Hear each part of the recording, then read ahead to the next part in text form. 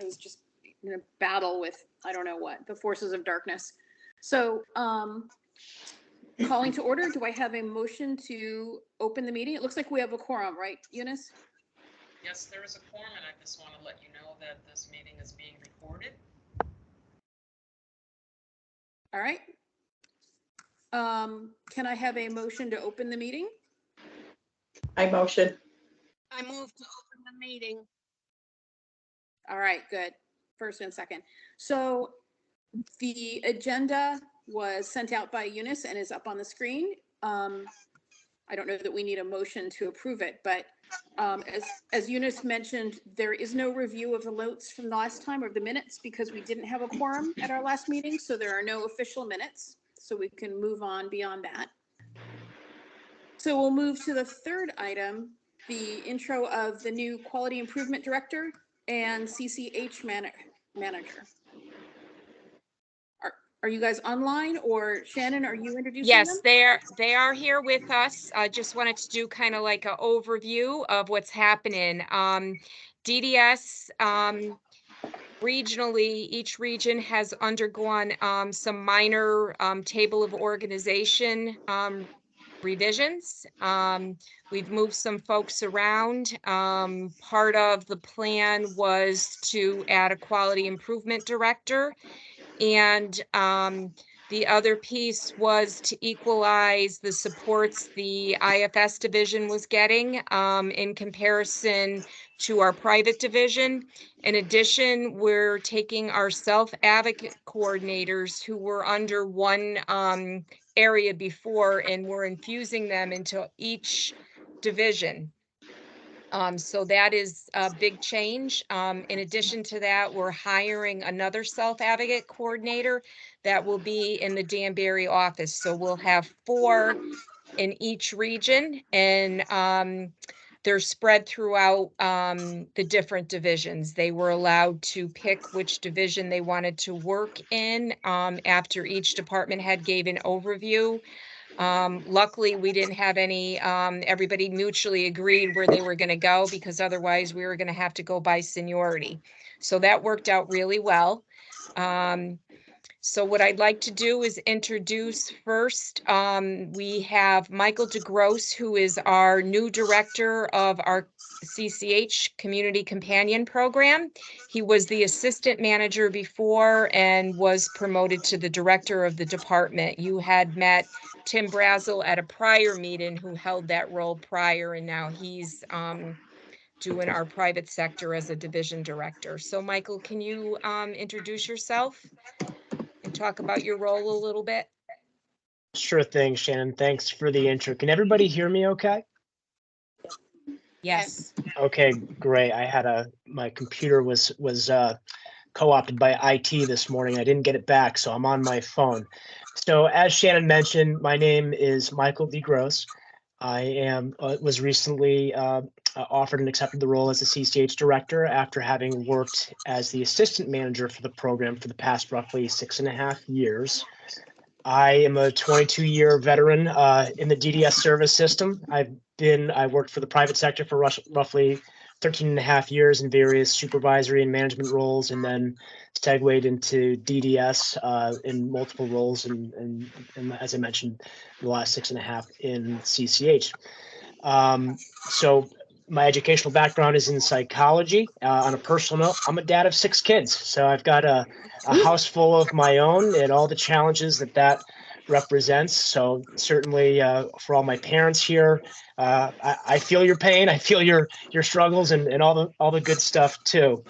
As far as CCH is concerned, just generally speaking, I'm going to assume that everybody here has some familiarity with the program. And very simply, it's obviously a community-based family home setting that's licensed by the department. We have, over 130 homes in the West region and roughly 350 or so throughout the state. We're continuing to expand and look at different approaches for providing supports to individuals that may have not typically been felt to be appropriate for CCH. So we're working on specialization. We're also, a couple of years ago, or about a year or two ago, I would say, there were some changes made to our waiver that allowed for families to also become licensed as CCHs.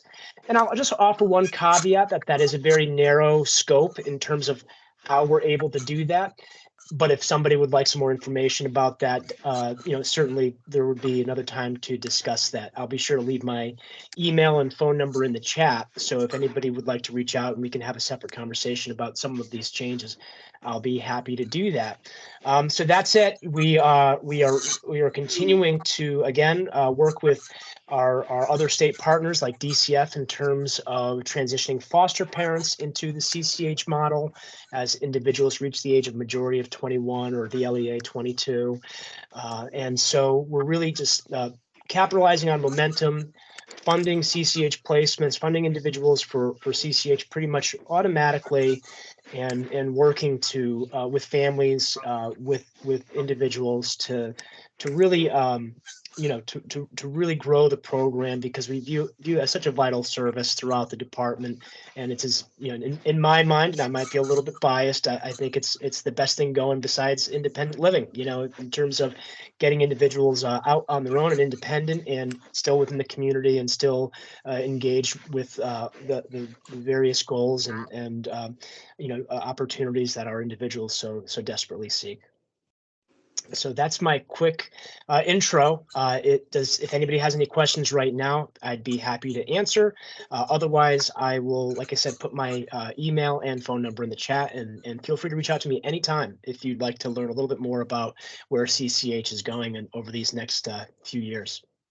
Thank you.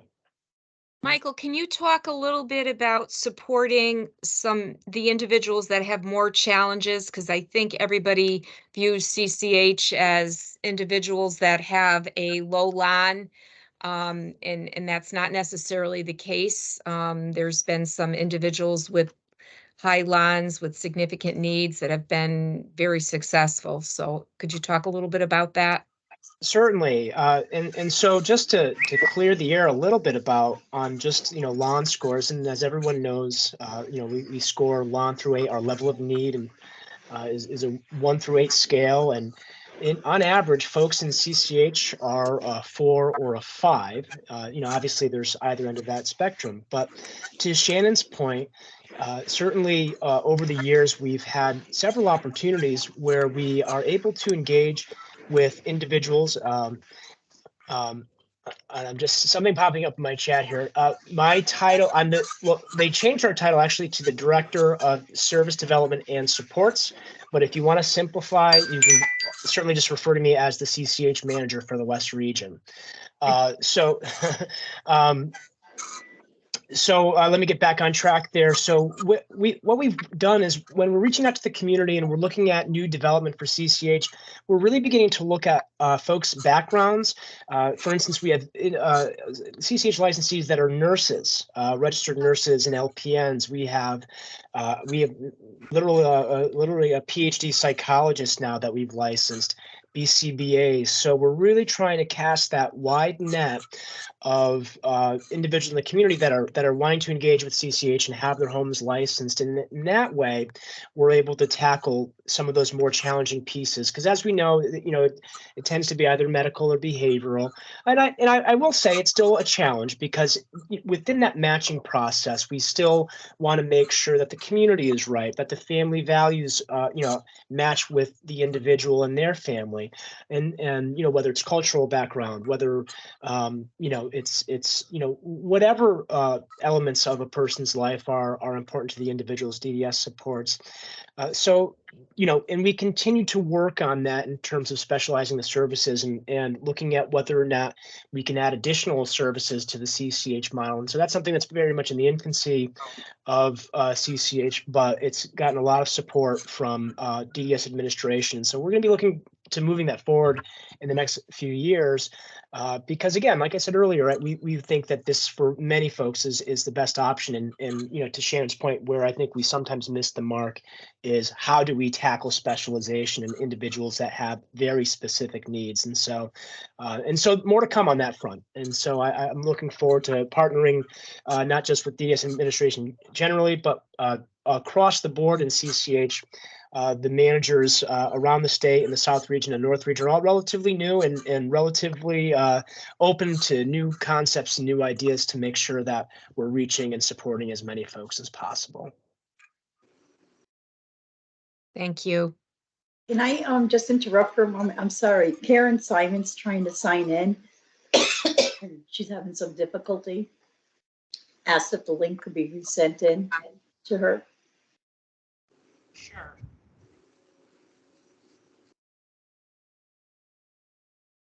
Okay, Dory is our new Director of Quality Improvement. This is a position that we had several years ago that at one point it was, I think they transferred positions and then we stopped filling them. So now in each regional office, we do have a Director of Quality Improvement. Dory, can you please introduce yourself and what your new role is going to be? Hello, everyone. It's nice to meet everyone. Hopefully one day be able to meet you in person. Just to give you a little landscape of who I am and my role. Similar to Michael, I started out in the private sector and then transitioned over to DDS. I've been working with the intellectual disability and developmental disability population for 20 plus years. I have a master's degree in social work, and I also moonlighted as a substance abuse counselor in a inpatient facility in Hartford. I will also drop my email in the chat. In the new role, it's very expansive. So I really do quality monitoring, assurance, making sure that we're meeting waiver requirements, anything that an individual receives support from the department, whether that's in their residential setting or whether that's in their day program setting. So I will also be working with Michael, who talked about CCH and just development of CCH. And I appreciate that he's targeting specific things like nursing. And even I know sometimes CCH looks for people who speak Spanish. And that's another big piece of my role, is to make sure that the department is looking forward with diversity, equity, and inclusion. So I'm part of those conversations as well. I will be working with the self-advocate coordinator, who will also be helping me to educate different sister agencies, people within the department, outside the department, and individuals themselves and families on different things that are happening. Like we just mentioned, just a concern about COVID. People having COVID again, and what does that look like, and how do we support people, and what resources are out there, if it's within your town or 211 info line. So what things that we can do to support all the individuals and holistically everybody else that has a vested interest in the individuals we support. So that's pretty much my role in a nutshell. One of the other things really quickly too is emergency management is a new facet within this role, where I will also be thinking about the safety of the personnel that works for DDS as well, because we need to be able to have systems in place to make sure our personnel are doing what they need to do as far as computers working, sites to go to when the computers aren't working, if there's a natural disaster. If anything, we learned a lot from COVID and how to be nimble and how to transition to teleworking, but also not forsake the things that we need to do when we're not in the office. So that's a little bit about my role and a little bit about me. If you have any questions, let me know. Dory also oversees abuse and neglect investigations in the region, and one of her staff has joined us, Kenrick Brown. Kenrick, maybe you can hop on and talk a little bit about your role in terms of investigations, recommendations, the process. I'm sure that will be an interesting topic for the families on the call. Okay, Hi, good this is afternoon. Karen. I don't know what the heck is wrong. I even deleted Teams and put it on again to see what the heck was wrong. So, and I still can't get on. We can hear you. Okay, good. Sorry I about look that. I'm great. not sure what's going on.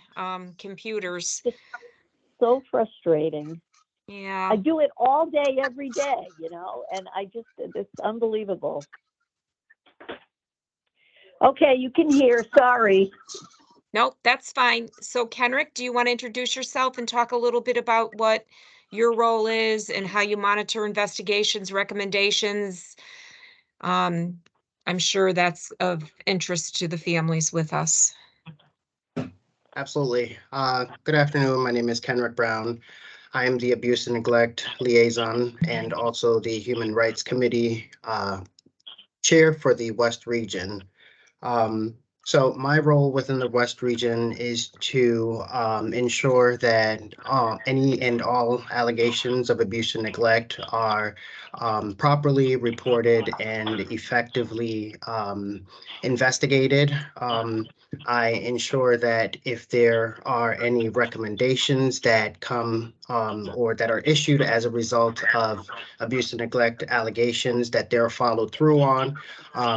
So I make sure that the process runs smoothly. I ensure that providers are communicated. I ensure that the needs of the individuals are immediately met in regards to making sure that instances of abuse and neglect don't continue to happen.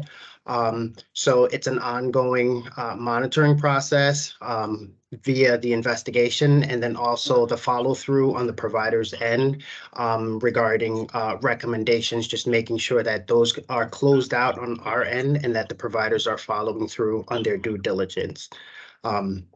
So, you know, if there's any times where there's an investigation and, you know, there's any type of, you know, concerns or just communication that may need to be had via yourself as a guardian, if you have a question where an investigation may be at, or what is happening behind the scenes from an investigation standpoint. I'm here to show my face, present myself, so that you can make that connection, so that if you ever feel the need to reach out, you can definitely do so, and I can help facilitate providing you with any type of answers, and also bringing you some conclusion to any instances that you may feel like needs to be addressed from my end of the spectrum when it comes to your person that is supported.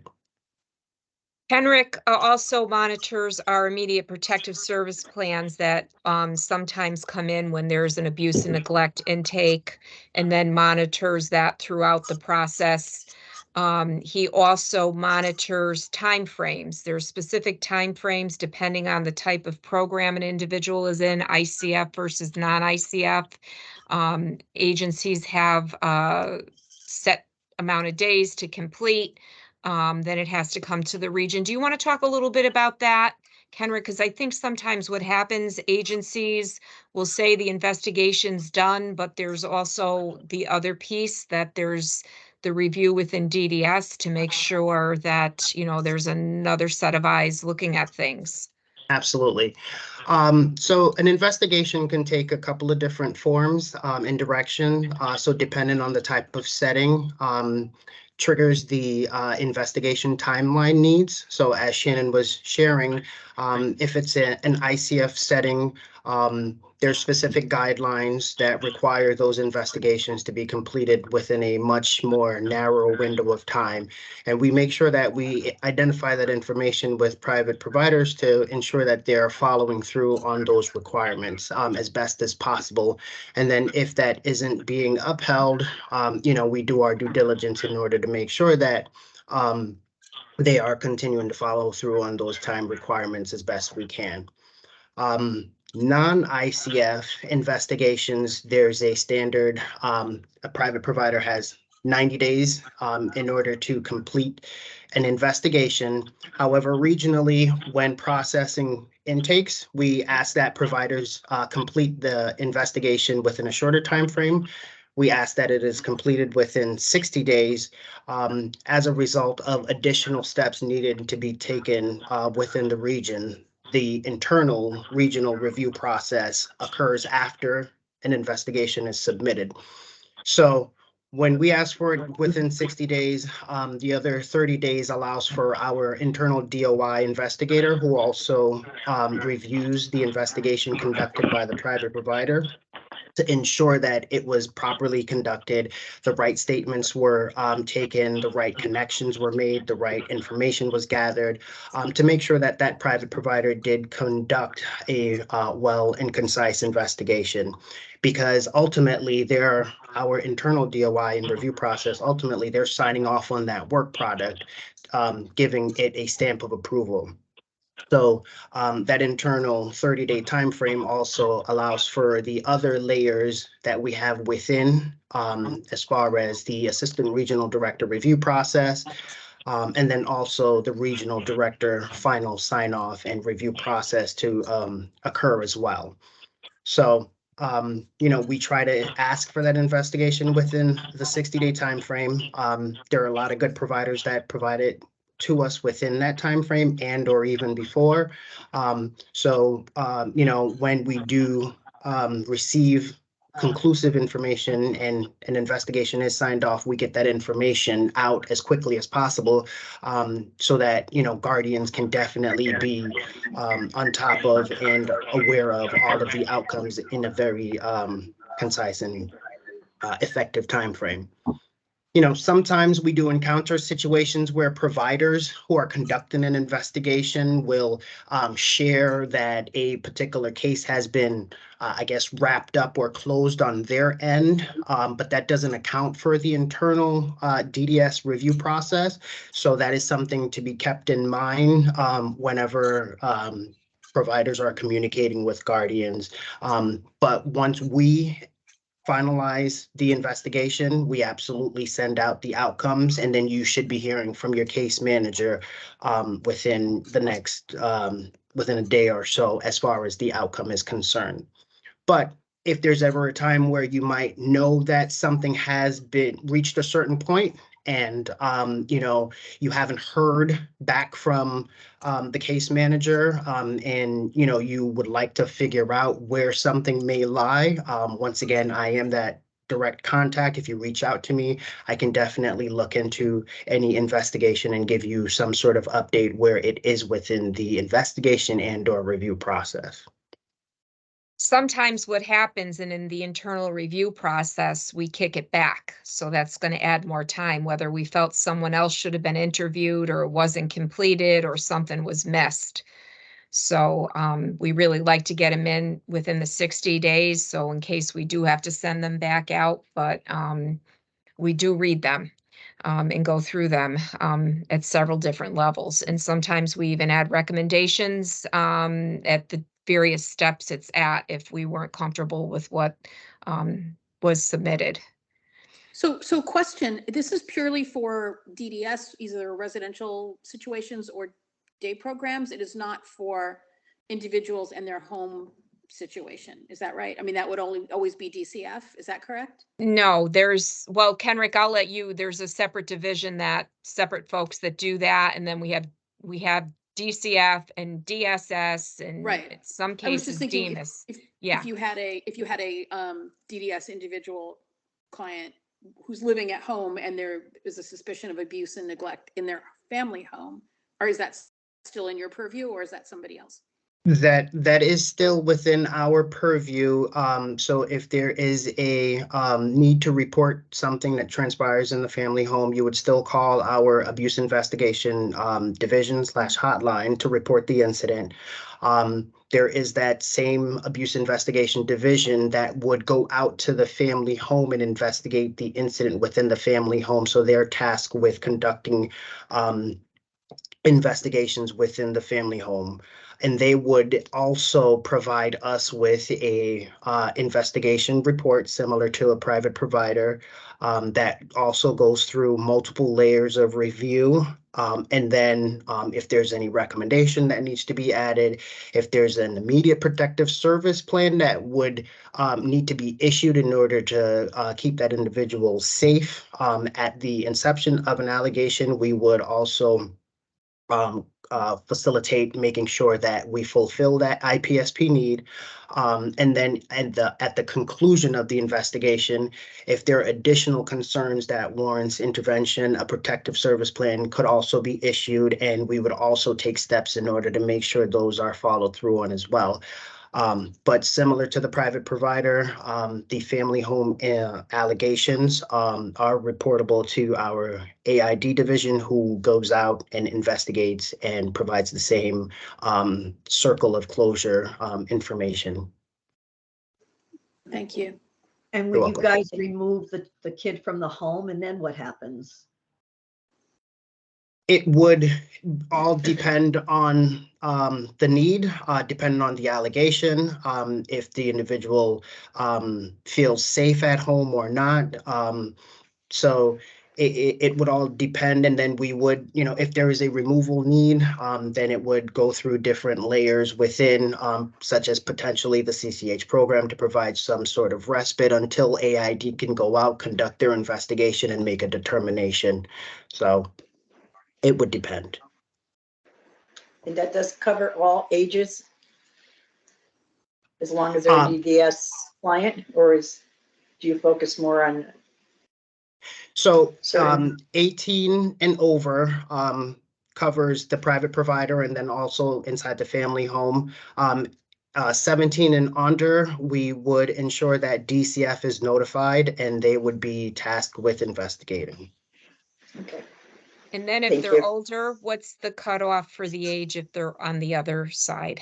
So DSS, so over 60, if it's over 60, if the individual is over 60 and they're within one of our private provider programs, DDS would still issue an investigation through the private provider. If the individual is over 60 and still living within the family home, AID would make a determination as far as going out to investigate, or the referral would go to DSS. So we would, ensure that the proper division would be notified and goes out and conducts an investigation and or is notified. And how quickly does this take place? Like, how fast can you guys react? Well, he went through the timelines, Oh, you right? did? Well, I probably didn't hear it. Oh, sorry. Okay. All right, So never mind. I'll look at the notes. Okay. Do you want to talk about HRC a little bit, Kenrick? Sure. So the Human Rights Committee. So what we do is we ensure that any individual, if there's a program that is being instituted behaviorally as a result of a behavior of an individual, that would be intrusive or restrictive or aversive to that individual, it is reviewed by a committee of volunteers that are developed and comprised of other professionals that work in either private providers or have some intimate connection within the department. The intrusive, restrictive, or aversive procedure. So it could be a bed or chair alarm, or some sort of audio video device would be reviewed by the committee. There would needs to be an effective plan put in place. So that individual, we would really have to have a very detailed overview as far as what would need to be done, what kind of information is being gathered from a data perspective, for staff that would be implementing those types of intrusive or restrictive interventions. So what we do is we just make sure that the individual's human rights aren't being violated by any of the implementations that is being brought forth by the team. So the HRC committee looks at that information just to kind of ensure that the individual's best interest is still at hand, even though we know that there are some interventions that's necessary to make sure that they're safe and sound. Could I ask Conversely, a you question may in have regards to covered like the bed and chair alarms? Say that one more time. For bed and chair alarms? Because I know before that was kind of common even within hospitals, nursing homes, you know, people all not just under DDS. And I know nursing homes certainly have changed that as well. But what was the reasoning? Because sometimes that was, I could see the plus and minuses to it. I could see, you know, Why a bed or chair alarm Yeah. would be utilized? right, or why was that removed for some patients as well? If that was something that would alert staff that somebody's moving that might prevent a fall. So you mean, why would it be objected to, Lori? Is that what you're asking? Yeah, well, why? Yeah, because before it was more common. I mean, talking hospitals or nursing homes, certainly, you know, I'm more referring with that, but, you know, certainly people under with receiving services through DDS as well. What was the theory behind changing that? Are you aware of that? So what we really look at is the rationale for why it's being implemented. For someone who exhibits a behavior that is at a risk for falling, you know, something like a bed or chair alarm would not be disapproved. It would be supportive. Okay. But we would need to, you know, have the program show the data as far as the behavior, because it has to be behaviorally related in order to justify the need. You know, what we look at is like a program or a private provider that may want to implement something, but it's not behavior related. It's just, you know, as a measure of, you know, being able to like monitor if the individual is getting up or not and preventing them from getting up when they're able to do so without any risks to themselves. So it's just making sure that providers aren't doing something as a, I guess, you know, practice for their benefits versus the individual's benefit and or health or safety needs. Okay, because what I found, I've just been dealing a lot with nursing homes lately, and quite a few, most of them say they no longer are allowed to use any type of bed or chair alarms at all.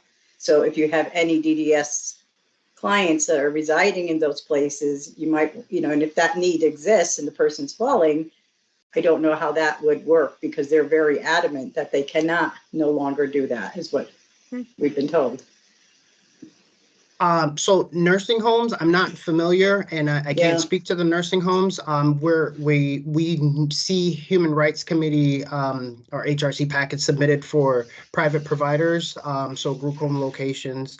Right. If someone's in like a nursing home for rehab, they would have to go through whatever practice and or policy is instituted at that location. I know that our nursing would work to ensure that everything is together and, you know, nothing that, you know, the individual wouldn't need isn't being utilized. But I can't really speak too much to that. I can only speak to really like our private provider group homes and just making sure that they're not implementing something that is restraining or is intrusive to the individuals, you know, in their care. Yeah, no, I understand that. I'm just trying to, you know, let you know that if you do have somebody in that setting and that need was there, they're probably not going to get that. It's kind of blanketing all within Connecticut. They're not using them anymore. So just if you bring that to committee, you know, then they can, you know, if you have anybody in that type setting, which is a small population, I'm sure, but I guess we Just to can make share it that with aware. our nursing Yeah, department, who please. would be Yeah. apprised of anyone being placed or is placed inside of a nursing home, just to make them aware of that, is what I could offer at this moment. Correct, yeah, that's Shannon? perfect. Yep, perfectly fine. And does this Henrik. include like Oh, medical sorry. neglect, like somebody's diabetic and they're not under good control in their group home? And the parents don't necessarily know that? I have a client whose whose kid really almost died because he was having a low blood sugar, and the team thought he was just complaining. He's a very verbal, very vocal kid, you know, and he does complain a lot, but they weren't reacting to it. And the parent who has the app on their phone where they could see the number was trying to call them and tell them that he was going low, they needed to do something, and they didn't pick up the phone. So the parent ended up having to call 911 to get the police there to handle this. The kid ended up in the hospital. And, you know, I don't know if the parent ever called it in. I don't know what happened after that, but she pulled him home. She took him home. She was afraid of that. I have a diabetic kid, so that's like frightening to me. For you know, when my husband and I are no longer, we don't have other children, you know, what happens then? Because diabetes is just insidious for either high blood sugars or low blood sugars, and people don't understand it. And this kid really almost lost his life with it.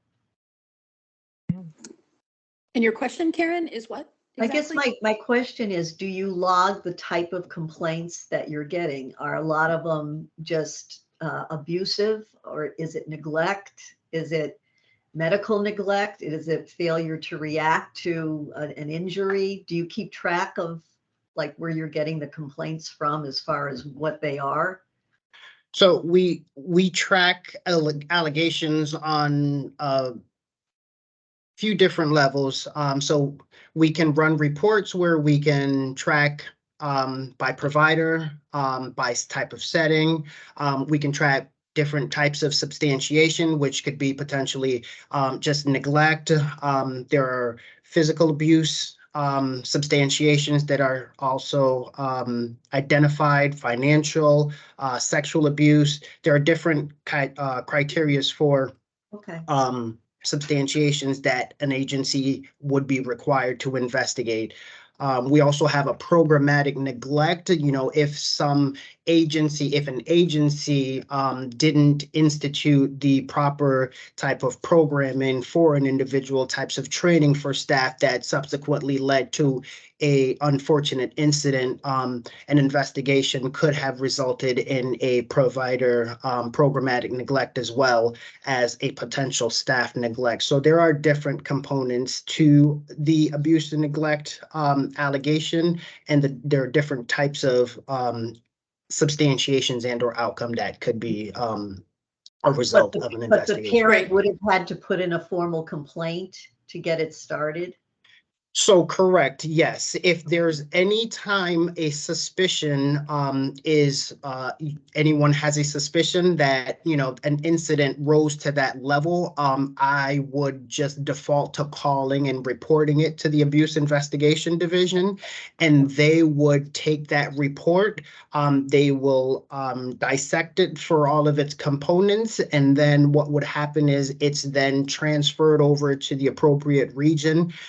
So myself in the West region for processing, and we would make sure that if it's a private provider, they would investigate. If it's an instance in a family home, that, you know, AID would go out and investigate. Or if we need to refer it to DSS, we would make sure that they're notified, or DPH for that matter, to also investigate. And, you know, we would allow the investigation process to occur and then wait for that outcome. And we will share that information for the team once it is available. Okay. I think the parent didn't So report it. Dory has, Oh, sorry, I was sorry. gonna say I Dory just want, has Dory has her hand up. oh, sorry. Oh, no, that's okay. I was just waiting for the pause, but you know, you did bring up diabetes and the parent and what to do. And that's my role too, as a quality assurance person, is to work with AID, to work with KENREC, and look at those trends of what's happening, unusual incidents, falls, bruises, things of that nature, and then really work with our health service director to implement things to mitigate those things from happening. So, you know, maybe there, you know, you talked about the parent had an app. Maybe that's telling the agency or whomever supporting the individual, you need to invest in that app so you can track the sugar levels and you can be responsive to that. instead of having the parent. That's the whole point of the parent having their loved one be in that setting. So if it's not working, then you can definitely, and I put my information in the chat, you could reach out to me, you could reach out to Kenrick, but that's my role, is to tease those things out and try to make it, mitigate those situations from happening. So Dory, question, is your job pretty much, I want to say reactive almost to complaints or appeals or No. problems, or are you more out there It's- looking for stuff to fix? No, it's more expansive. I'm always a proponent of being good, bad, or indifferent. So if something's working, I think quality needs to say something's working. If it's not working, we need to address it. And I work in consort with my counterparts in the other regions, because things are not always relegated to a region. So diabetes is not just relegated to the West region. It's more expansive than that. It's statewide. So we need to have those systems in place to talk about that and educate people on what you can do. You mentioned an app. Maybe some other people might be interested in that app, and agencies interested in using that app to be supportive and be reacting in real time to address a medical concern. So just FYI, when I asked the parent why she didn't report it, she was afraid to report it because she heard, and I don't know where she heard it, that group homes weren't going to take kids with diabetes anymore. And so she was afraid to report it because she really needs the kid in a group home. So she didn't report it because she didn't want to get blacklisted or whatever. Is that possible? Can that be group homes? No, I mean, I think people have a fear that there's going to be a retaliation sometimes. I mean, I worked as a case manager. I've worked in the private sector. People don't report because of a fear of retaliation, that no, we're not going to provide that support to your loved one anymore. And people shouldn't walk in fear.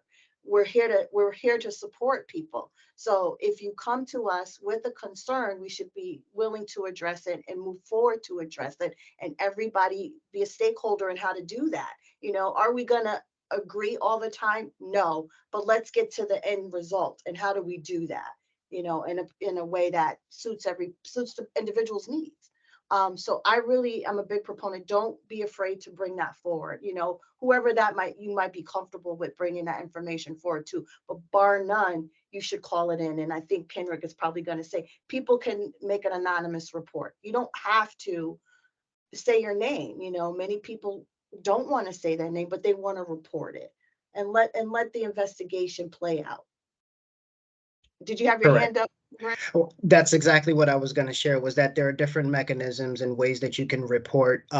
So if you want to share with a parent, if ever they encounter such a situation, they can absolutely be listed as anonymous in order to mitigate any effects if they're scared or worried about having some sort of retaliation. But, you know, we're always of the mindset where, you know, even if you have that fear, it's best to, definitely just share that information and make sure that the providers are being held accountable, and, you're there for the best interest of, the individual. So we kind of have to push through, but then there's also ways in order to make sure that everyone's comfortable sharing the information needed in order to get things, to its proper level.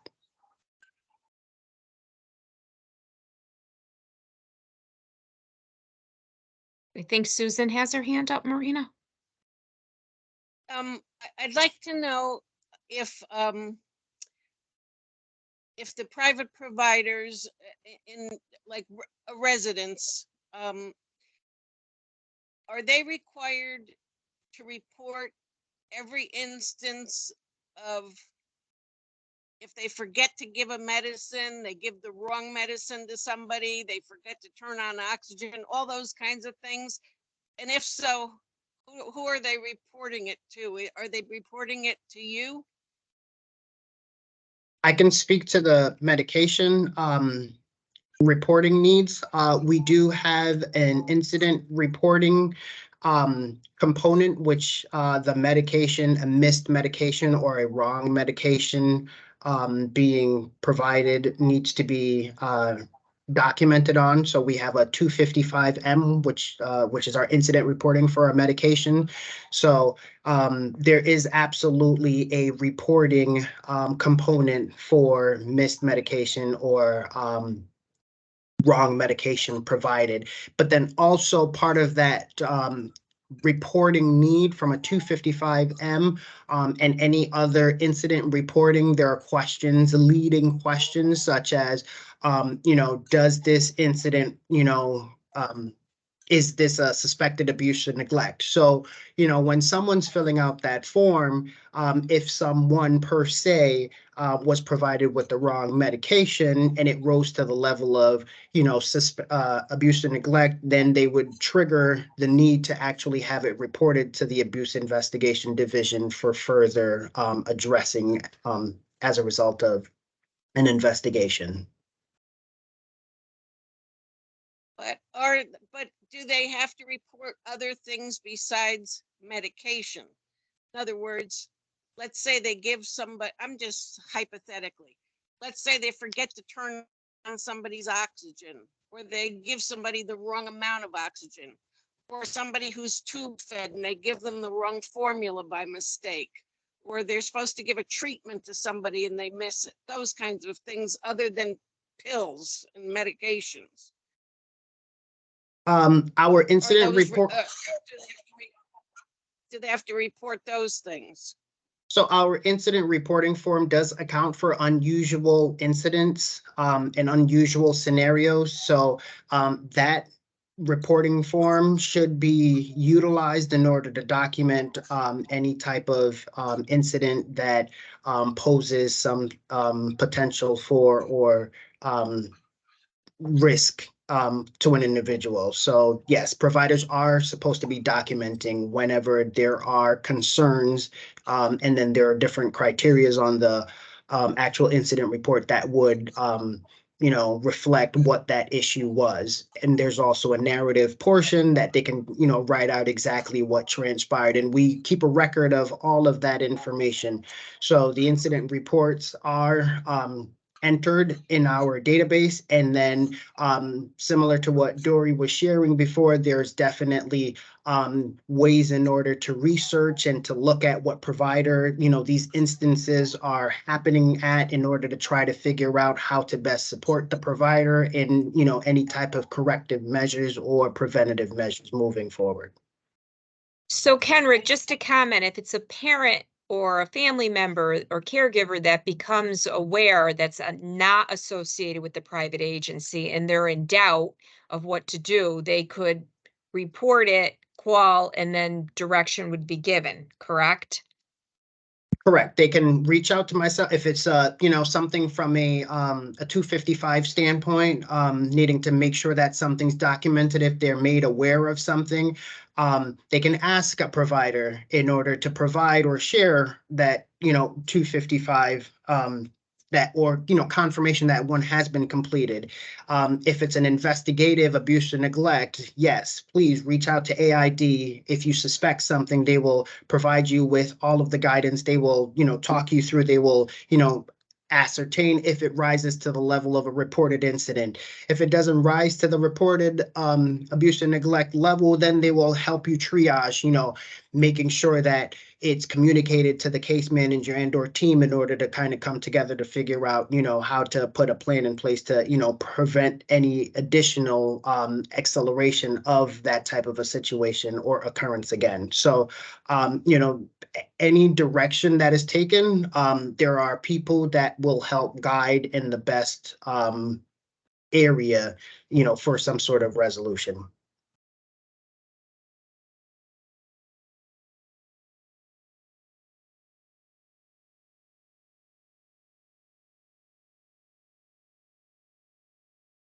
Any other questions? Any other questions from anybody for Dory or for Kenrick? All right, that was terrific then. Thank you so much. Thank you. That was awesome thank you both for taking your time to join us. That was really helpful. I'm going back to the agenda there. I do not have a chair's report, so I'm going to move right on to the director's report. Okay, how are we for time, Marina? Well, it's 5, so Okay, I you I need think me to we go quickly? as you Okay, can, all but right, all we're not- right. I don't think we're in a screaming rush here. Okay, so just a few things. I had mentioned the table of organization, so that we've been working on that. I wanted to let you know that Jordan will be conducting his stakeholder meetings again, which are great for families to get on and listen and to get Jordan's ear, ask questions. He's really good in terms of responding to any inquiry that may come up during the meeting or getting you in connection with the right person. So if you can get that word out to folks, it is on the website. The meetings are, I'll just do a quick rundown, October 10th, 6 to 8 p.m., October 12th, 9 a.m. to 11 a.m., October, I believe it was the 17th, I can't read my handwriting, 6 p.m. to 8, and then on the 18th, 9 a.m. to 11. So they're really great meetings to go. So I encourage the word, if we can get the word out to folks. I mentioned the Self Advocate will be hopefully we'll be hiring soon. So we'll have 4. In this position will be located in our Danbury office, one of our bigger offices.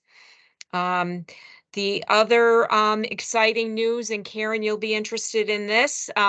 Jordan has hired Mary Pat DiCarlo, who is a former employee division director at Kennedy Center, to work on workforce development and hiring.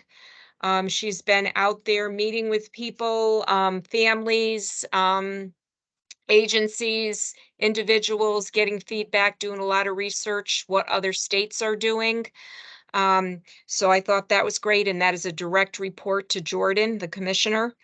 I wanted to let you know that HB 5001, and Chuck is not here, but as you all know, and are interested in the paid caregiver component of that bill, there is going to be a public hearing. We don't have the date yet. Krista, our Medicaid representative, is working on that. We have to get a report in. I believe we have to send the request for the waiver amendment to CMS by 11/1, 2023. So that's coming up. So she's working diligently on that. And there'll be, there's going to be some. Does she need parent input on that?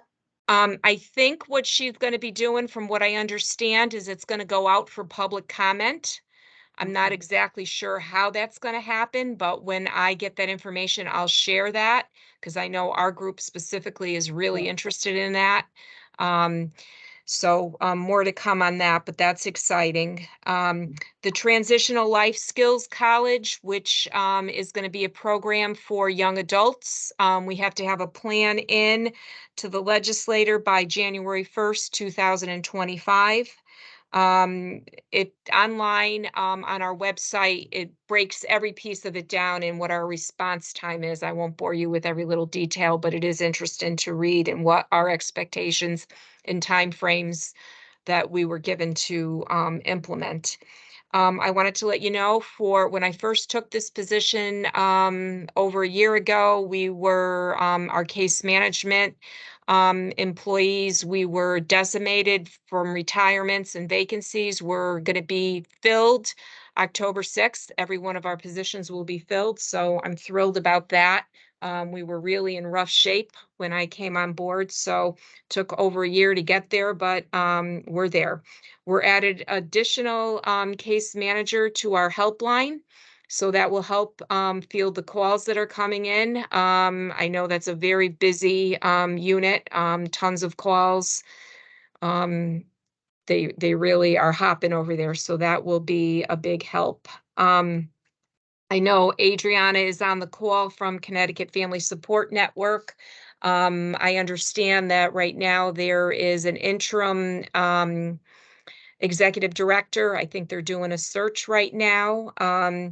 I know they've been very involved in a lot of the forums available to our families. I use them all the time to send families to when there's a question or a family needs support from another family, and that's worked out really well.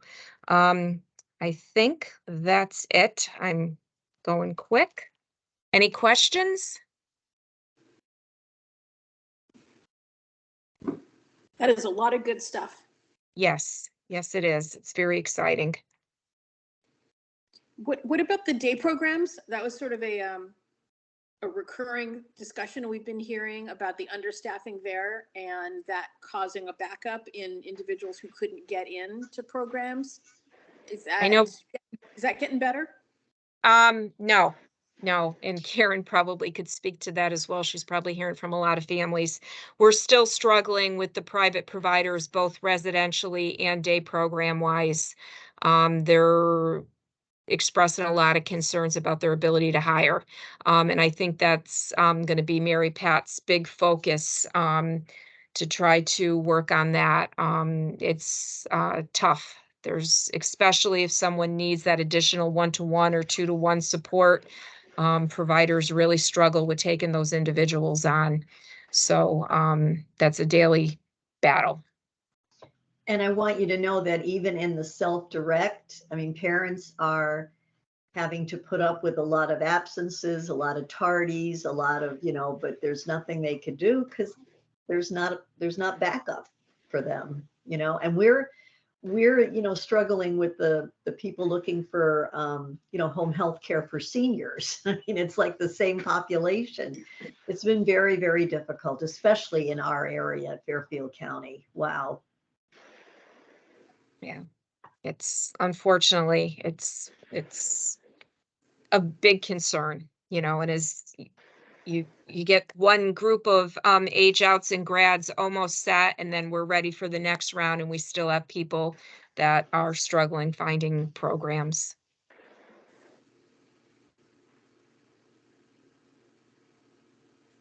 Shannon, as far as the helpline, when will that new position, that's already been filled? So how many do It's you been have? filled and she started. It was a great. transfer within the region. So, and she's a really Okay. great high energy case manager. So I was excited that she got it, and she's also bilingual. So that's great too. Awesome. We So have, you'll I have, think, that'll be 2 4? bilingual staff that are in our helpline. Actually 3 with the reorganization. The new manager over that program is also bilingual. So we're fortunate and we need it, given, the areas that this region services. That's great.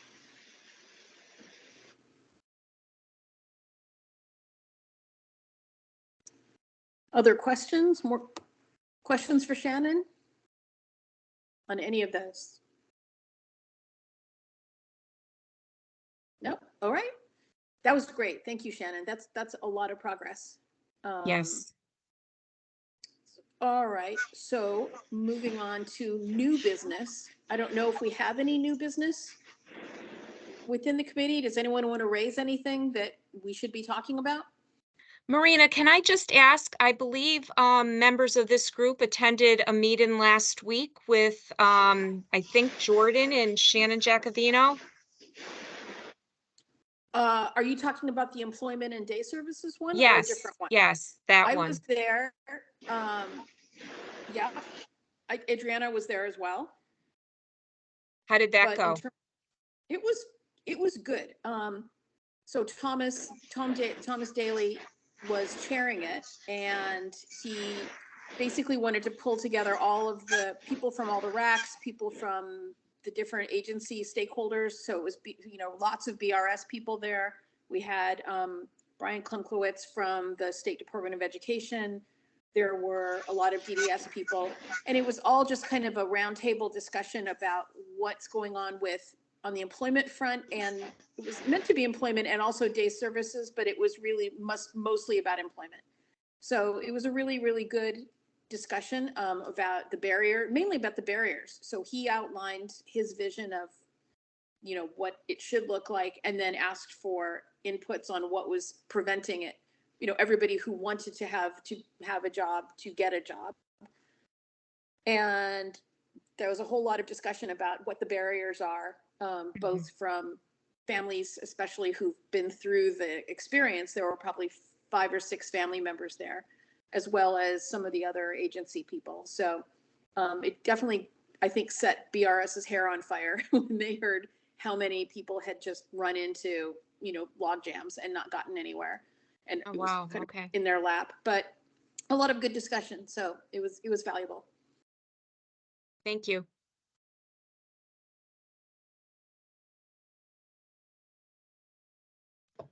Marina, did that also focus on kids that have to, because I know BRS handles the kids that can be independent at some point, because they wouldn't take my son because he can't be independent at some point.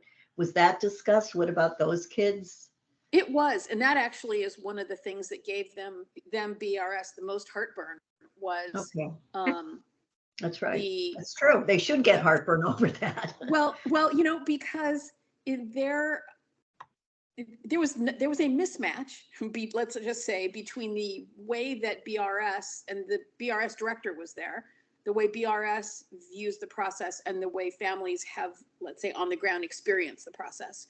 So what you may hear often, and many of us have seen, is something where there's that initial interview and the impression is, wow, we will accept you into BRS if we believe you can be competitively employed. And that interview, so that fairly is their mission. And if they cannot be competitively employed, then there are other options like ongoing supports through DDS or something like that. However, the idea of just having an interview be the decision is what they said, oh my gosh, that never happens. And all the families were like, well, yeah, it does. It happens all the time. So that was definitely a tricky discussion about, well, our experience has been that someone like you're describing, Karen, would be, if I don't know what your experience was like, but for many, it's the interview with a BRS individual, a BRS person is the deciding factor about whether you're accepted or not accepted in the program. BRS, on the other hand, has said, oh no, we never make that decision. If a person's obviously qualified, then we accept them. But if they weren't sure, they go through a job trial process to decide if they're going to accept them or not accept them. And I'm not sure that happens as often as they believed it did. So that never. Yeah. He needs to have somebody with him. He's always had a one-to-one with him. He doesn't qualify for our services. That's exactly what was told. They didn't even want to meet. They just looked at the IEP. Yeah. They didn't even want to meet. All right. So that sort of discussion was a big source of the heartburn of, wait a minute, that's not how we do it. And families saying, of course you do. That's exactly what happened to me and my friend and my best friend and my cousin and everybody else I know. That's what happened. So anyway, that discussion of how individuals qualify for BRS services and what the process is to sort of let them in or not into BRS. And then if you don't qualify for BRS services but do want to work, what are the other opportunities? And that, is a whole different matter. Lots of discussion about the sub minimum wage and whether that's, good, bad, or indifferent. I know, we've had that discussion before and there are strong feelings on both sides of that.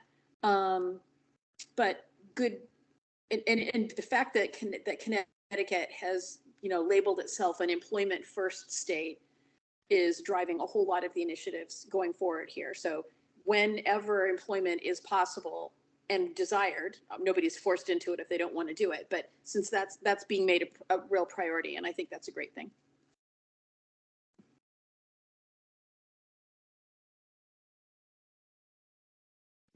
I see Adriana put the link for the fall meetings that the commissioner will be having in the chat. That's great. Thank you. And she also mentioned, Adriana, what did I miss? Anything else important from that meeting you want to highlight? Sorry, I always forget which meetings I could talk. I can't talk. I can't chat. So I apologize. So I just sneak in some chats sometimes. I know you're. I can never tell. I'm gonna say member of the public because we're jumping ahead a little bit. So you count as member of the public, and also because you were there at that meeting. It would be great. Yeah, if you could no, add in. thank you. I know, I never know. Just like, I try not to get in trouble. No, technically Um, you're right, but I'm just breaking the rules. That's Go okay. ahead. Yeah, no, there was a lot of, that was one of the big things, but there's also a lot of discussion of highlighting data to understand success with BRS or any of the programs that they're running. And that came to light that they do have, they do supposedly collect data. And I know Commissioner Chef was very interested in that and was like, we're going to connect on and get more information, because it's not just, are you accepting, not accepting, like what is the success rate? What is considered success? What is the time frame, to really understand the complete process of the service? Because just because you accept someone doesn't necessarily mean they're having success or they're getting employed. And what are the statistics of the percentages of DDS supported individuals that are getting BRS services, or they are completing the process of getting competitive employment through BRS. And they mentioned that they do collect, I can't remember specifically what the data was, but I know Commissioner Chef was very interested in that. But yeah, it did highlight a lot of things. And there, as Mariana mentioned, it was a great conversation, and offering ideas from all ends, not just, through BRS. We talked about transition through the school. We Right. talked about possibly the schools helping the parents understand what they can do at home as well to support skills that their family members are learning in school, or potentially help them get prepared as they get closer to that time frame of transition. What can they do at home as far as activities to help prepare them to maybe have better success at moving on to employment, or having those soft skills, or just structure, or whatever that a school could potentially offer to parents. It was a good conversation. Thank you. All right, other new business? I don't think we have any particular projects or new business that I know of that we were going to take on or discuss. And I don't think we had any old business that's looming. Eunice, can you think of anything that be considered old business? No, just the bill that Shannon mentioned. All right, great. Yeah, 5001 has a lot of things in it that are falling, playing out as we, over time. So this now, then I'll move on to public participation. Anybody else, any other members of the public on the call who would like to discuss anything?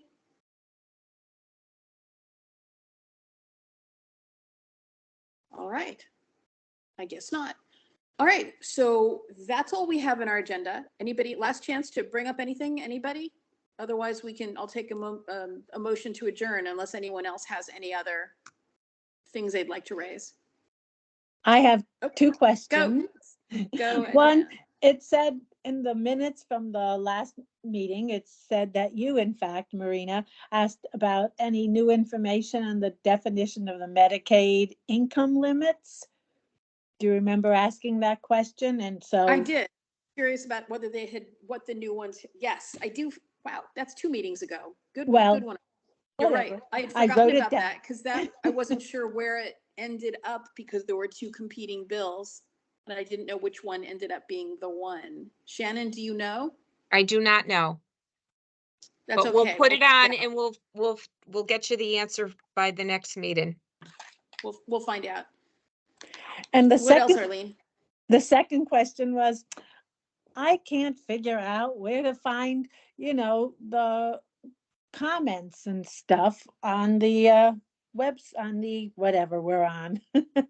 Where So is the icon? Arlene, do you see like a toolbar probably Yeah. near the bottom that has the timer running and then the camera, the microphone, etc.? Yeah.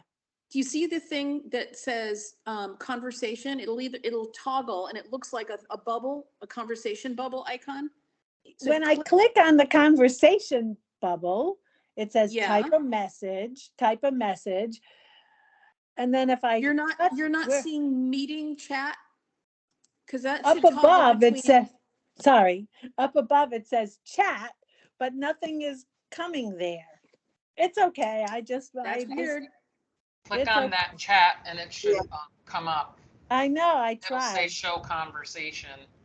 I tried, but it's okay. And also, I'm on my iPad.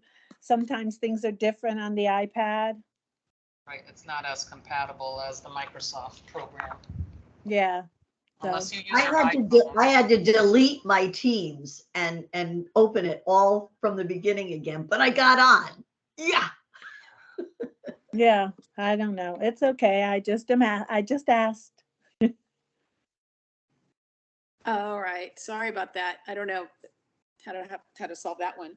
That's okay. I just asked, but maybe Eunice could put the information on, of the Kenrick and Absolutely, they'll be You in know. the minutes. yeah.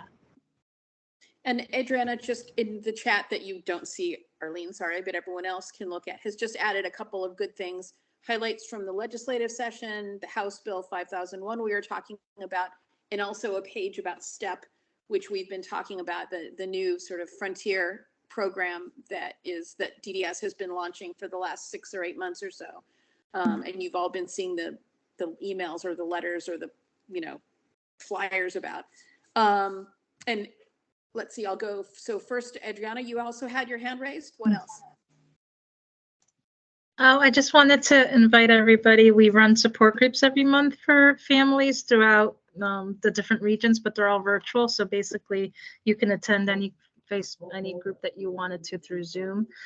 You can see it on our Facebook page for CTFSN, and then that link for the legislation is they always do a simplified version. It's not legal talk, but they bring it down to so where we can understand the bill in more common terms.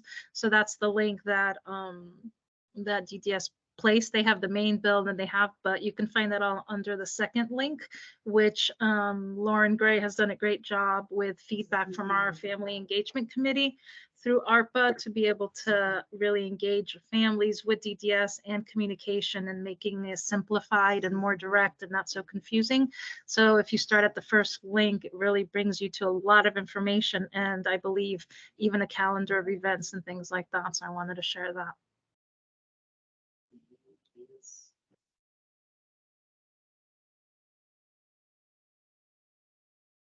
Whoops, sorry, microphone is off. So awesome, thank you. And Shannon, you've got your hand raised? Yes, just real quick. I don't know for the next meeting if we wanted a regional representative to come and present on what is happening in the West Step initiatives. So specifically about STEP, that sounds great. Yeah, and what's going on in the West region. And then the other piece I'd like to talk about at our next meeting is around STEP. There's an initiative that I'm supposed to be working on how to get families statewide to tour some of the STEP ideas and programs that are going on. And I wanted to get feedback from this group on this, how to facilitate it, how to get it out to families, how to organize it. So I've got some ideas, but I would really want some of your thoughts and bounce it off of you guys.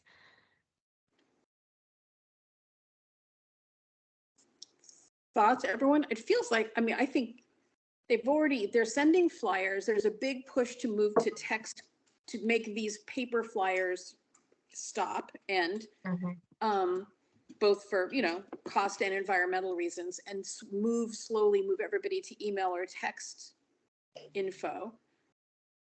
So what else are you thinking would be ways to communicate with I don't want to families take a lot of beyond that? I don't want to take a lot of time at this meeting because I know we're nearing the end, but maybe next one. So the thought is how to get families and individuals out to view some of the new STEP initiatives that are going on, some of the innovative housing. I've got some ideas, but really need to get your feedback from a family perspective. And it's probably not now, it's for a deeper conversation, but. Right, next meeting. That would be great. Okay.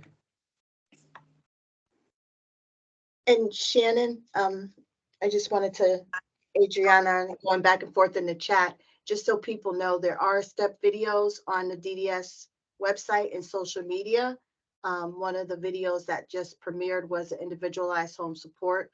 So there's going to also be pamphlets coming out, and that's another role that I play as a quality assurance to try to disseminate and get information. So thank you, Shannon, for asking the RAC committee, their thoughts and anything that they would feel would be beneficial to get the word out to families and individuals about the different things that are going on within the department.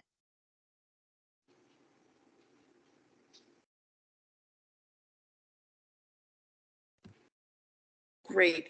Anything else from anybody?